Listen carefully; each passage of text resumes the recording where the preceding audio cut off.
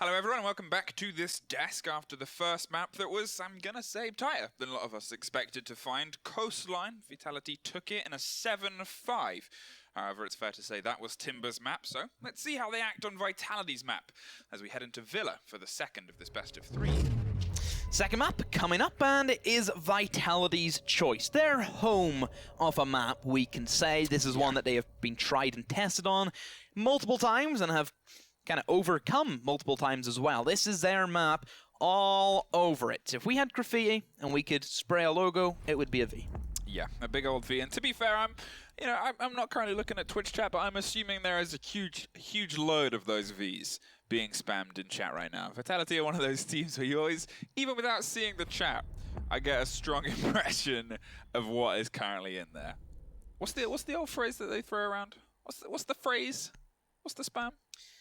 Hashtag V for victory. Ah, that's the one. Does Timber have one that I don't know about? Maybe I need to find that one out as well. If the Timber fans that are out there listening as well, every team has to put up with the power of Vitality fans. Don't worry about chat moving pretty quickly today. In terms of moving quickly, and I made that joke the first time we were around on this and we'd already got 3 points down. Hibana, Nomad, Echo, Valk, already off the table, already gone. Exactly the same bans as the previous map on a very different map. Echo is the only one there different. Mira was banned the last time, so there is Mira available for Villa. I wonder if teams are still going to be picking her up. Because yes, she's an extremely strong operator who can definitely remodel bomb sites and make them even more defender-sided, but because she is typically always banned, teams don't scrim with Mira. They don't put their practices as if they will be playing with or against the Mira window. So typically for teams, even though it's available, they will still just not go for it. Well, Frost. Sick pick Frost as well. And then sick pick Twitch is a little bit even more strange than that. Perhaps they're anticipating a sick pick onto a Mira.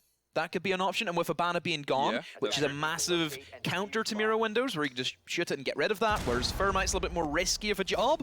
Twitch is kind of like that substitute, but still a difficult way, though, of getting rid, because you have to get the Twitch turn in, first of all, past everybody else in the bomb site, and then line up the targeter onto the canister, and then just hope that it goes off. Generally, we'll see most Mira windows be exploited from below, but hey, we're not even dealing with Mira windows to begin with. They have also impacted, this is a top floor trophy statuary, they've impacted into bedroom and are attempting to hold that side of the map via the castle barricades. A lot of people don't know is you can place castle barricades on the two windows that are actually in the bedroom that people didn't actually know exist. There is windows there that you can barricade. It's a use of utility. It's fair to say, and if a team can make it work, well, I'm always impressed to see. And I know that we've said this a few times about Villa, but it is still a very tactically deep map. You can do so much with so much space that every team is still trying to find their own little signatures to get it up on the walls. But Timber obviously opting for the defense first here as well. They've put a couple of bodies on the far side, otherwise Carl Rogers is going to be the one buried in. It doesn't look like there's anyone immediately in Astro, so instead they're just going to try and set themselves up to aggressively hold the bathroom side and then obviously swing ready on the door of the point as well. Vitality struggling to get his drone in through the drone hole there, but otherwise, again, being a bit more weighted, a bit more measured, setting themselves up. It doesn't look like they're actually going to clear across the top. They're instead going to kind of push hard to point, find their way aggressively into the bedroom, and then go from there, with Bibu making his way down from underneath, potentially to hit up either landing stairs or against Astro stairs, add a little bit of depth to the push. Doubled up by Breeday's Twitch drone, they're going to steadily start to find their way across. Vitality not bringing Buck is a strange one, because that is one of their big operators that they always like to bring. Stiggy and Qual are great operators great players who can play that certain operator.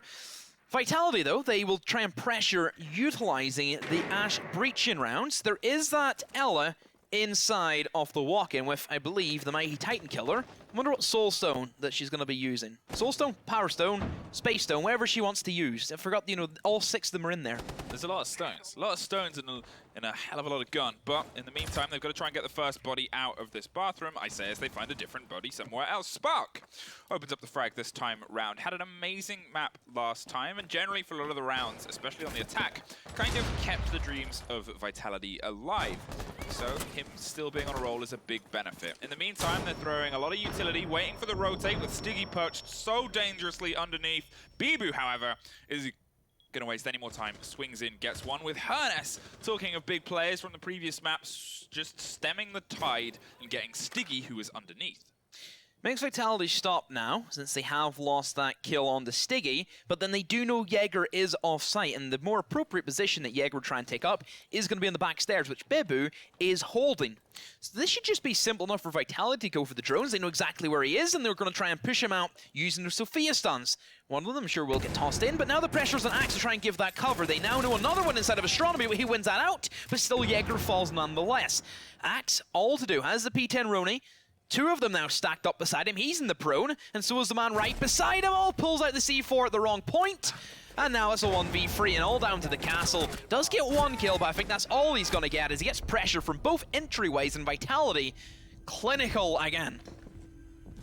Well, it came down to a little bit of the wire time-wise, but as you said, there were two bodies either side. They're generally broken all of their way across point, and yeah, they could have almost set up a little bit of cross-pressure on the landing side when they'd got the opening kind of kills and rotated around and gone for a push for plant, but it seemed like they were more focused on getting the bodies. They knew exactly where Timber was set up, they knew exactly where they were playing, and decided instead of ignoring that to go, well, why don't we just push against them? Keep the body count going, keep the fact that we're one up, set up for trades as we saw them expertly do, picking up multiple bodies as they pushed their way through, and then well, it just all kind of fell together for them. Aviator, they're going to opt to rotate for instead of doubling down on Trophy, and Clash is currently on the board.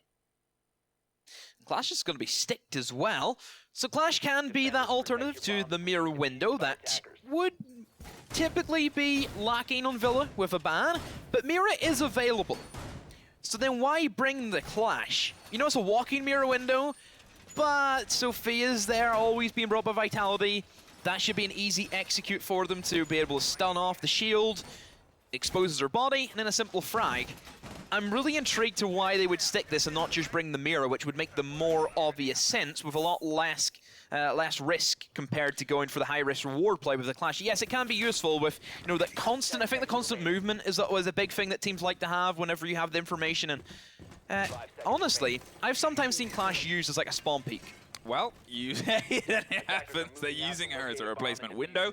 Whether they're going to have a body set up to cross, they might even put someone underneath an art studio to try and do something silly aggressive or on the run out on the main door.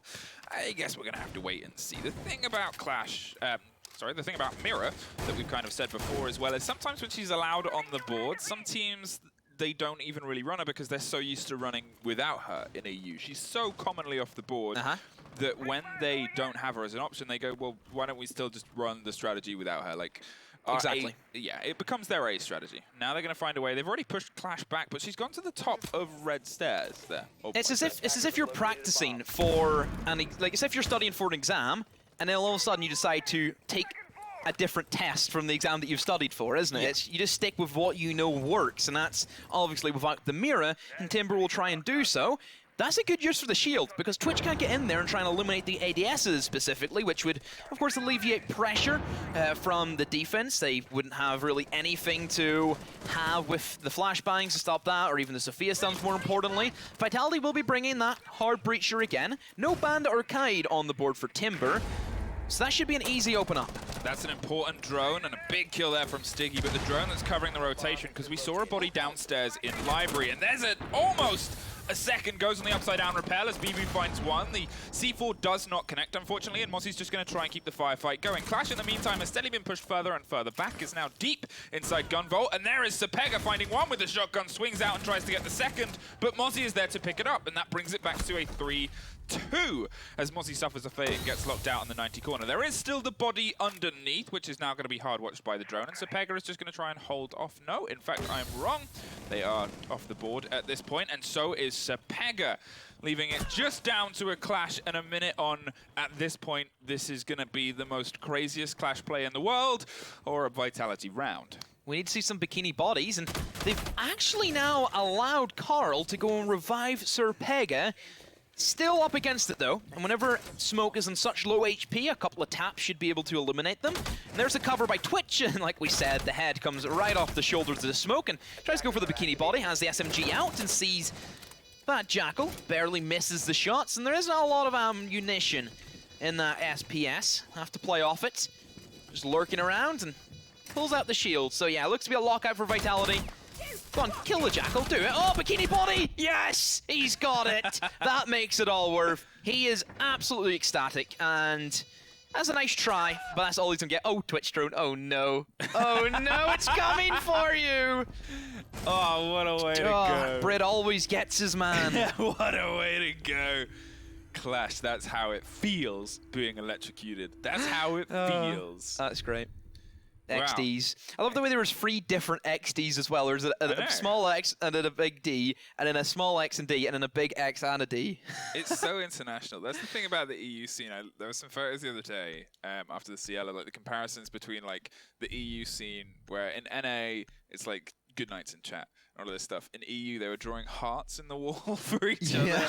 Smiley faces are like a common one as well. Yeah. I remember Kendry's did the I Heart demo one. Yeah. On Prem that one time. You know, a lot of gun skill that they use for the equivalent of Hallmark cards for the other team at this point in EU. So nice to see. Capitao on the board for the first time, swapped from the Jackal. Going to see if Stiggy can find, I guess, another way to work this. Maybe wants to be a bit more aggressive with cooking people out. This is another operator that they're very proficient with. It lays into that whole strategy of Vitality and their perfect executions that nobody can do anything against. And you look at AVG, the main positions that defenders try and hold from is 1, inside of vault, and 2, in behind bar. Both of those which can be fired out extremely easily, especially the bar. If you get cooked behind there, there's no way out. You're dying to either the fire, or you die to somebody holding an angle as you try and run away. So we do see the mirror though, and also the clash. So doubling down on the vision, I don't know how this one's going to work, because now they don't have a smoke on the board. Yeah, they don't have the smoke, and obviously at this point, Vitality, yes, it was a sick pick. They've still got, obviously, the Twitch drone, which can open up those mirror holes. There's nothing to really stop them getting close, apart from maybe the shields in the doors again, but they've got enough in that. Mozzie drones as well. Mozzie drones as well. But then at the same point, you've now got the Capitao, and that clash, if played, well, not as mobile as she can be, could meet a very quick and fiery end at the hands of a Capitao, especially when combined with the stun possibility of Spark, who we already saw putting a lot of immediate pressure. In the meantime, Hernes is doubling down on the roam, see if they can find some more bodies this time. And unfortunately, it didn't quite work so much previously because Vitality, they got in, they set up their roam drones, and then from then on it was just a matter of clearing across. This time they're going a bit wider because they've seen that Timber have gone a bit wider on this top floor, and they're going to try and dig Axe out from the far side of Trophy before they decide to start assaulting against the landing side. And Bride's going to look at that 90 window and probably try and put more pressure on that, but Stiggy this time is somewhere else as Spark suffers damage, but Bibu is able to open up the frags. There's the swing round with Stiggy finding Sapega as well, and there's a drop on the other side as Hernes is starting to cause some issues downstairs in living room, and this could take a little bit out of their wind now, as Hernes is actually just going to potentially hard rotate closer back towards the point. All control for Vitality. They have what they wanted, and it is towards the north side of the building, but I do like that they've left one player out towards the balcony on the south side, because this means that the players of Timber don't have that freedom of kind of rotating. As I say that, there goes Thermite to join the rest of the team, and they have completely given the south side to Timber, but then this makes these mirror windows not as strong anymore. Yeah, they're kind of very situational, those mirror windows, and it's actually very easy to pop them from the opposite side. If you lose control of landing, you lose control of the corridor, it's just a swing round and a pop. And Capitao's also available as well, so she can get burned out, as Diffuser was being attempted by Vitality, and there's the Twitch who peered her head up towards the main stairs, and, well, once again, Carl now in the 1v3. He's going to try and go for another Bikini Body, I suspect, but the crossfire's there. He has no idea what to do. He can just stand and look pretty, but Vitality, they're holding them strong. They know exactly what to look for, and just, unfortunate. What a way to go. Between the firing line of Vitalities, both sides of both staircases, the two nightmares of a Clash player in Sophia and Capitao. Yeah, that's not good for anyone. But 3-0, Vitality setting themselves on a good pace. They're one round better than they were in the previous map, and It looks like they're going to opt, well, currently for, no, they're going to swap back to Trophy. They're going to try this point again. And to be fair, this was definitely closer than what has been the previous 2 rounds on Aviator in terms of Timber's defense. They were set up a little bit better. They had some cover. They were actually able to find more damage underneath. And potentially, if they had been a little bit less aggressive on Astro Stairs and hold that roam until the end and made Vitality work for it, that final 15 seconds, when the push was kind of coming together, might have been a lot more nightmarish. Their hold inside Master Bedroom was good, aggressive but good, and they kept Vitality at bay for a very long period of time. Timber, you need to start worrying. This is Villa, which looks to be a very heavy defender-sided matchup based on the bans. There's no Habana for the attack. You don't have a Nomad for the clear out of the roam game. Mira and Maestro are also available, and you're still struggling. That's not good, Flook. That's really bad. They should at least be sitting here with like a 2-1 lead. Yeah, it's the thing about it is, obviously we always kind of cite maps that are sided to, you know, defenders or attackers. Coastline, as I said, can play quite well into the mental side of a team, especially a less experienced team, because you can take rounds both attack and defense. It's a very good balanced map. This one, every round you lose on defense, whether the bans are in, whether you're up against the strong attacker defenders team, just from the expectations that everybody puts on your Villa defense alone, it kind of becomes a bit of an issue. And that number, when it builds bigger and bigger and bigger, it just becomes a kind of obelisk that you're staring down alongside everything else when you're on your attacks. I also don't think that we've put enough emphasis on how much this tournament means to Vitality. This is for a spot for the Invitational. We have not seen Vitality at like a big major since Paris. That's last year. Didn't make Invite 2019, haven't made any Pro League finals, didn't make Rally, they fell out in the open qualifiers. This is a massive chance for Vitality to really go far. Sure, they're going to have some, some really stiff competition leading up to it. On their side of the bracket, they have Seeker and Chaos, who we still have yet to see to play in their quarters, and Forge, which we're kind of expecting them to face them in the next round. There is a lot of competition for Vitality, but it is there for the taking, I feel, for any team in this competition. Yeah, the thing about the regions based on the qualifiers that we're seeing is, I think, the EU signups just for playing through the qualifiers compared to the other regions was like double the others put together. Like, it was how many teams have shown up, how deep the talent pool is, and how badly so many of these teams want it. Spark opens the frags against Axe in the meantime. Same swing as last time, and there is a double for Stiggy. Right his way across from Aviator, and you can see Qual and Bibu instantly reacting on the far side, being able to put pressure on the point. Now they know they are just against a bandit with a minute 20 on the clock. Vitality have completely swept their way through, shooting out all around Carl Rogers, who sat there as if his nightmares are coming to fruition. Finds one, finds two, but Vitality finds you, and that is 4-0 Vitality. This is what we meant by the new revitalized Vitality in their lineup. That explosiveness that can come out of anywhere, specifically the man Stiggy, who is that Finnish player. And we know what Finns are like. They're pretty damn good. When you want to win, you get a Finn. Yeah, unless you're, K-Kona K-Coptery, which we know that doesn't work. Too many Finns. Too many Finns. Yeah, too many Finns ruins the recipe. Yeah, you've got even Sisu's another example. Just Finns only work. They only work in 2 or more. That's it. If there's 3 Finns in a team, it's not going to work. It's just not. You got to find the perfect Finn recipe. Yep. Is Siströmming from Finland, or is that from? No, it's Swedish. I'm pretty sure it's Swedish. Is it Swedish? I think it's Swedish. Okay. Maybe that's why there's not many Swedish teams. Because Siströmming is... Well, there's Chaos right there. Oh, yeah. But not many. There's the Lord Fabian, who's a team on its own. Yeah, that's true. Well, if he was a full team, then the game would be over. Because he'd win every game. So that's why we can't have cloning yet. Scientists stopped cloning because they realized if they invented it, Rainbow Six, as we know it, would end. Really? You think? Potentially. I guess we'll never know. Don't think we ever will. Taps knows. Set themselves up. As I was saying before the quick rush happened previously, though, if I spin my tail back, all of the teams in EU, you think about how stacked the region is. You think about recent kind of big stages where we've had CL EU teams, we've had at the time when Forza first qualified for a grand stage, they weren't even in CL level teams. You realize, and the argument is always, well, we would love to have more teams in Pro League because we want to see all these teams go up against each other, and that's why they so desperately fight for this stage, is because with the system that Siege has set up to find your way to the main stage, these teams that can beat main stage teams, their only route in is via competitions like this. So many teams just bring their A game to it. And it's not as if it's like the first of like the lot of tournaments. We've already had DreamHack Montreal. That spot's already been taken up.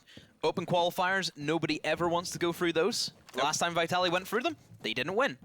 Sure, they knocked out Navi, that was like their big rivalry that they had. And since then, Navi, they've went on to do a lot better things in Pro League, where Vitality, yes, they kind of maintained with the pack, but never really having the extra mile to take it to the next level. So this is, you know, everything for Vitality. You always want to see at least some kind of representation from France, because we know what the French scene is like in Rainbow Six. It's one of the best in the world. If not, honestly, I feel as if it is the best. The thing about it is it's so deep, it's intricate, and it's been around since day one.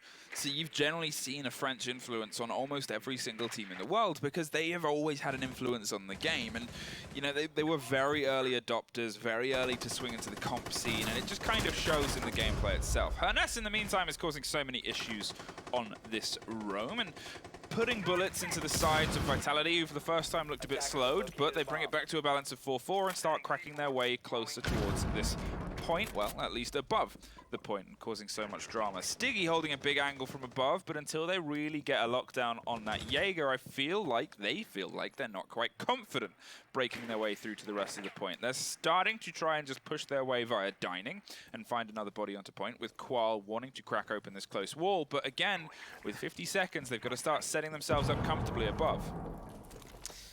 Vitality and Drian towards Londrian will attempt to open up that main wall. So that creates their beachhead. It allows them access into the site to go for the plant. And there is still this havoc happening towards that mid floor. And Stiggy, he just opens up. He fires on through the LMG. One last player remaining for Timber. Into the kitchen he goes. And, well, he needs to cook up something special. Axe now in the 1 versus 3. Doesn't even get close to that. And Vitality 5-0, this was their map, but we didn't expect on the attack. Yeah, this is, I mean, it's just dominant, I think, for lack of a better word. They are everywhere on this map, and they are doing it effortlessly. In the previous map, a couple of the things that we kind of called them on was they never really seemed aggressive. They never really seemed like they were together. And in a weird way, it's kind of similar to, say, on this map. Nothing seems stressed. Nothing seems like they're overexerting themselves. Everything is par for the course. But it's because they are so comfortably dominant on this map that they don't need to overexert themselves. They're letting Timber stress about the movement, stress about the positioning, and in the meantime, they're just laid back and having a fun time with it. They're a 5-0 on their attacks on Villa. They are setting themselves up to set themselves for a 6-0 if this continues, and at that point, when you're on a 6-0 and you're heading up to your defenses on this map, I mean, is there anything that can shake that? Checkmate. Yeah. Pretty much so. Vitality, one more attack to see if they can close it out. Have a perfect half on Villa. So no Mira, no Clash for their AVG. They've completely sacked off that kind of thinking and have went for a lot more frag-heavy operators. You see now the Dot coming in, which we know will just sit back, relax, MP5, bounce as many heads as he can. Also Smoke coming back in, which I think was also another operator that they kind of slacked on. Whenever they didn't bring it, they kind of replaced that with the Mirror window. Smoke is such a necessity for this bomb site specifically. Whenever you look at the kind of breaching walls, and Vitality really haven't went for that quad at all. They've kind of left that soft as much as they can. Smokes then become such an important factor because you basically rely on being able to push in through 2 doors. And if you can smoke them off as much as you can and kind of set up for Vitality, can take pretty a long amount of time. That smoke just kind of edges Vitality to make a quicker move. If Vitality know that there's no smoke to go against, they don't have to worry about anything. They can take that full amount of time to really get going and get in for the plant. Stiggy, these past couple of rounds, and this map in general, has been much more akin to what we're used to seeing. In the first map on Coastline, he kind of struggled to put bodies on the ground, only ending the map with about 3 or 4 frags by the end, but this time he has consistently been in the first in the ground. He found 3 frags in the previous round. He's already shut down the man on the Asterisk side this time around. They have the idea of where that Jaeger is, and they're able and comfortable to close down on the angles, and from this point onwards, it's just, as I said, it's par for the course for this team. Stiggy is holding down Classical Hall, waiting for a Jaeger to come back round as the bodies of Vitality are actually going to go hunting underneath. Brede is potentially going to be the first to find him around landing side as we see him creeping around that kitchen area, but now Spark is the one that's going to pick up there. As you know, they're not really, as we said, focusing on the quad wall. They're instead pushing against this vault side. They're holding onto their angles. They're finding the frags as they move closer and closer towards the site. And a minute 30 on, they're steadily cracking their way in. Flashes are going off and utilities breaking apart. Timber and your Roma of Hernes have to pull off something now. Again, knowing that they have so much time available, they will take all of that time available to themselves. Qual will try and push in towards that main study and open up the breach in towards Bar. This is something that Vitality haven't went for as of yet, but it's worked for them. They found that pick, and another one for them. Qual, he is in. Axe tries to defend from Vault, will find Stiggy, but still a lot more players to go. Hernes, he's below, and he's even being held off by Spark, who's waiting for the flank. They know where he is, and that is one thing that Hernes, I'm sure, was not expecting, but then we just see Spark give himself away. Oh, but then that's, I believe, the Claymore from Brid. And Vitality, 6-0 sweep. 6-0 sweep with the diffuser going down every single time we were at Aviator. So 3 of the 6 rounds, and as I said, you know, for Timber, they're looking at having to replicate the same thing just to be able to keep themselves in this tournament. They have to get 6 rounds in a row attacking on Villa. And viewers at home, let me just say it is nowhere near as easy as Vitality just made it look. Because for them, that was textbook and consistent and, well, it was dominant. And now that it's comfortable enough for them to bring Warden. Yeah, Warden being brought in. An operator which is kind of looked down upon as was brought in at the wrong time, wrong place, wrong century kind of thing for him. You know, whenever we see people say, oh, I feel as if I belonged in the 1920s and stuff like that, that's exactly the same for Warden. Yeah. He looks at when Glass was smoke pushing and he looks on that error and goes, imagine how good I would have been. Yeah, guys. Exactly. And everyone goes, shut up, Uncle Warden. You're rubbish now. You're pretty much. Watch me upside down repel, Uncle Warden. Yeah, exactly. Watch me just, you know, kill you even by playing Blitz. Let me just kill you with Blitz anyway. Sure, yeah. Like, the thing about Blitz, though, is, like, if you're a Warden and you come up against the Blitz, you're immune to his flashes, sure, but that's still a Blitz coming right at you. Like, what are you supposed to do with, like, an MPX? Ha ha ha, my glasses have stopped you. Oh, have they? Yeah, just counter-attack, full counter, send it right back at him. This is a curious hold. I want to see how this kind of pulls together for Vitality. Obviously, they bought the Warden, and it looks like they're setting him up generally to hold the stairs. But this is a very aggressive hold on the top of Red Stairs there. They're really leaning in to, I guess, the positivity that they've got, and they're kind of setting around the point instead. They've got bodies on the landing side, they've got bodies on that side, which is usually seen, don't get me wrong, but a lot of the times it's combined with the ability to fall back towards the point. Use your Romas to eat as much time as possible, and you're off point people. But it looks like they're not really playing Romas, they're just playing bodies outside of the point. They're going for an extension with 1 beneath inside the library area. Carl Roger is going to try and find his way through on the Jackal, see if they can find some footprints and, well, the body afterwards, and I guess we'll see if that swings the round their favor. So far, every single round the opening frag has gone to the side of Vitality, apart from 1, but even then the round didn't break the trend. Here's some immediate pressure coming in against the stairs, but Spark is going to drop Hernes, and that is the body that was inside library that they just did not shut down, even though every single round Timber played someone in here, and they fall instantly victim to it. Vitality had a real struggle on Coastline, and Villa has been just an absolute turn on the dime for them. They have swung this so in their favor, It's ridiculous, and they are looking to book their ticket into the quarterfinals as a 7-0 is looming for Timber. Unless Carl, oh, just Carl now, as that's Thermite gone, and well, a flawless to finish it off, and that is pretty much sums up Vitality. That entire map was flawless. Yeah, it was well put together. It was, it's hard when you kind of look at a map like that and you go, well, where could you kind of look to and where could you kind of improve? Because even though that was so flawless for Vitality, nice cheers from their Ebrat, you could tell that if they wanted to, there's probably a deeper level that they can pull to that Villa. They never really fully put the foot down, and I'm kind of waiting to see that because there's definitely more that they can go on that map.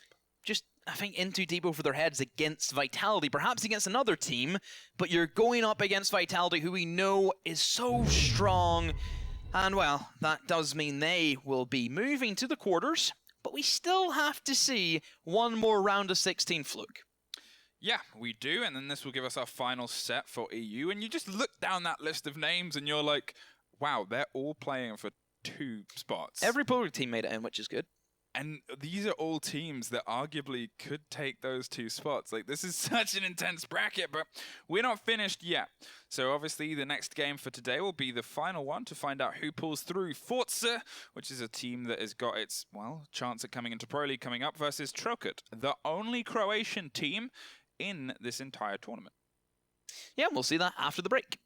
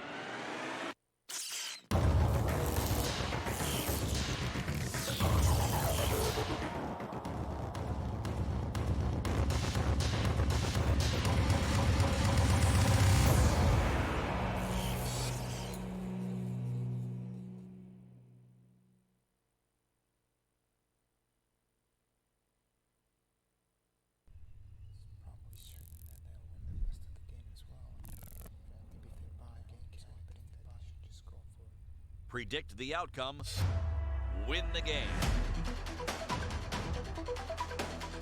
Get live coverage and schedules for your favorite tournaments. Analyze, predict, and vote to gain points. Compete with other esports fans and climb the leaderboards. Strafe, everything esports. Download now on iOS and Android.